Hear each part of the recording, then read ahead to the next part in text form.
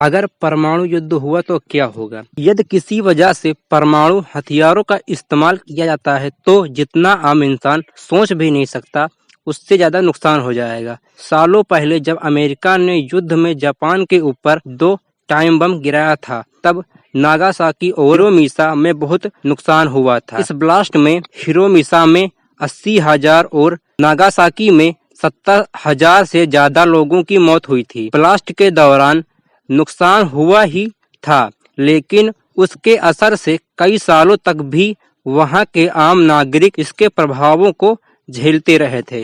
यदि अब बात करें वर्तमान में परमाणु युद्ध की तो आज न्यूक्लियर बम है, जबकि पहले 15 किलो के आइटम बम थे।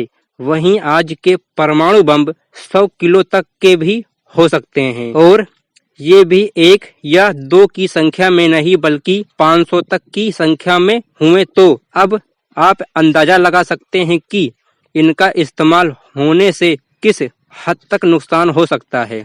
जब भी न्यूक्लियर बम फटता है तो 10 लाख डिग्री सेल्सियस से भी ज्यादा की हीट जनरेट होती है, जो कई किलोमीटर में आने वाली चीजों को राख कर देने में सक्षम है। परमाणु बम गिरने से भले ही 10 सेकंड का समय लगता हो, लेकिन उससे होने वाली तबाही बहुत भयंकर होती है। इसका असर सालों तक रहता है। धमाके के दौरान बहुत प्रेशर क्रिएट होता है, जिसके परिणाम स्वरूप कई इमारतें सेकंडों में ध्वस्त हो जाती हैं। जापान में ब्लास्ट के बाद बहुत सालों बाद तक लोग ल्यूकेमिया, कैंसर और फेफड़ों से जुड़ी खतरनाक बीमारियों से जूझ रहे थे। इतना ही नहीं, सैकड़ों हजारों लोगों की आंखों की रोशनी चली गई थी। परमाणु युद्ध में दुनिया भर में भुखमरी फैल जाएगी। कम से कम 2 अरब लोग भुखमरी के शिकार होंगे। यदि परमाणु युद्ध हुआ तो इससे धरती का पूरा सिस्टम का बैलेंस बिगड़ जाएगा।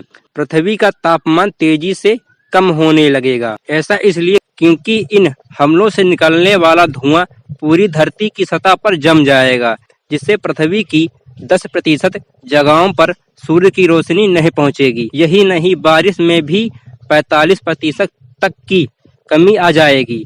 वहीं ज्यादातर क्षेत्रों में बारिश नहीं होगी।